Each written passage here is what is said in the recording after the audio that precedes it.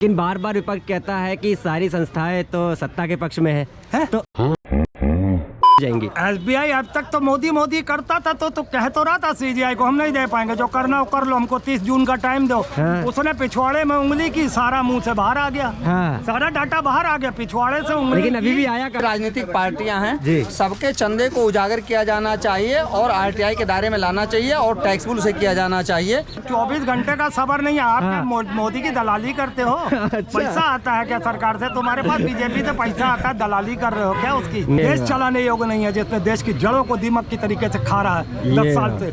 अब उसको उम्मीद हो चुकी है, तभी तो कह रहा अब की बार 400 पार। को पूरा भरोसा है कि सुप्रीम कोर्ट के इस आदेश के लोग पालन करेंगे?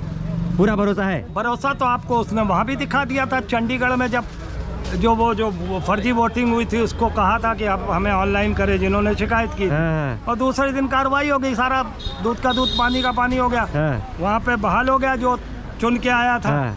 तो कहीं ना कहीं अब देखिएगा धीरे धीरे। अभी तो ये आप इलेक्ट्रोल बॉन्ड की बात है, अब सेकेंडरी आ रहा है EVM मशीन पर। अच्छा। जो कि बहुत जल्द अब इस पे भी नकेल कस के हो सकता है चुनाव से पहले जो बैलेट पेपर पे चुनाव कराने की बात है जी, वो भी शायद मुझे लगता हो जाए। लेकिन बार बार विपक्ष कहता है कि सारी संस्थाएं तो सत्ता के पक्ष में है? तो सारी संस्थाएं जो हैं, चाहे वो ED है, CBI है, सब तो सत्ता के पक्ष में काम करे। तो आपको कैसे लगता है कि ये सारी चीजें इतनी आसानी से हो जाएंगी? SBI आसानी सब कुछ दे देगा, EVM पे सारी चीजें आसानी से हो जाएंगी? कैसे हो जाएंगी? SBI अब तक तो मोदी करता था तो कह तो रहा था CGI को हम नहीं दे पाएंगे, जो करना हो कर लो, हमको 30 जून का टाइम दो। हाँ। उसने पिछवाड़े में उंगली की, सारा मुंह से बाहर आ गया। हाँ। सारा डाटा बाहर आ गया, पिछवाड़े से उंगली। लेकिन अभी भी आया कहाँ है डाटा? अभी भी आया कहाँ यार, है? आपको 24 घंटे का सबर नहीं है। आप हाँ। मोदी की दलाली करते हो? अच्छा। पैसा आता है क्या सरकार से तुम्हारे पास? बीजेपी से पैसा आता है, दलाली कर रहे हो क्या उसकी? नहीं तो सबर तो करो हाँ।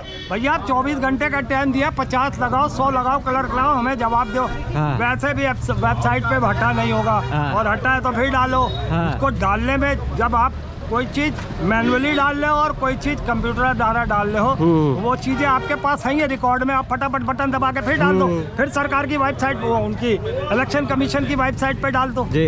तो दिक्कत क्या उसमें तो समय भी कम लगेगा ना। हाँ। और जो मैनुअली है आप उसको वैसे के वैसे एज इट इज दे दो सरकार को, वो CGI को। हाँ। और फिर वेबसाइट पे उसकी डाल दो, चेक करते रहेंगे दुनिया। आप इतना समझाने की जरूरत नहीं है। मतलब अभी सब्र करना चाहिए, 24 घंटे में आपको पूरी उम्मीद है डाटा आ जाएगा?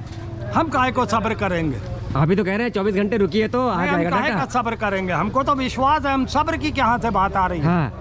सब्र तो उसके लिए, सब्र तो उसका खोया हुआ है। हाँ। रात और दिन की चैन तो मोदिया की खोई हुई है। ये बात है। हमारे अच्छा, को क्या मतलब ये है? बताइए, घुस गए पूरी तरीके से। अगर डेटा आता है तो क्या लगता है कि किनकी जो भी कहते हैं ना, जो छुपे हुए नकाब है, किनके उतरेंगे जब डेटा पूरी तरह से बाहर आ जाएगा? जाहिर सी बात है। और उसमें ज्यादातर वही है बीजेपी। हाँ। 95% तक। हाँ। जितना ज्यादा जिन फंड है वो उन्हीं के उस पे आ रहा। 6000 समथिंग कुछ था क्या? हाँ। वो है। हाँ। तो आप किन बड़े लोगों के नाम आने की संभावना है जो बीजेपी कॉर्पोरेट को? जगत में है क्या? पान बेचने वाला, रिक्शा चलाने वाले का नाम आएगा? आप भी कैसी जाहिलाना बात बताइए कर तो रहे हैं? किसका नाम आपको अरे लगता है? नाम किसका आएगा ये कौन जानता है?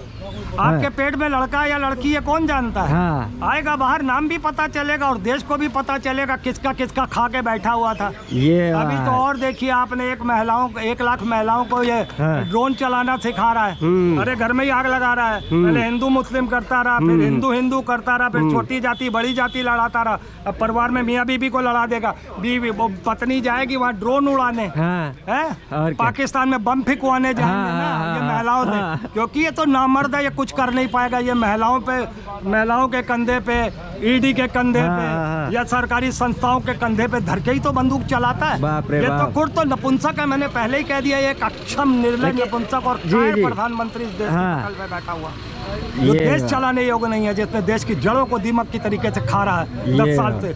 अब उसको उम्मीद हो चुकी है, तभी तो कह रहा अब की बार 400 पार, अब की बार 400 पार।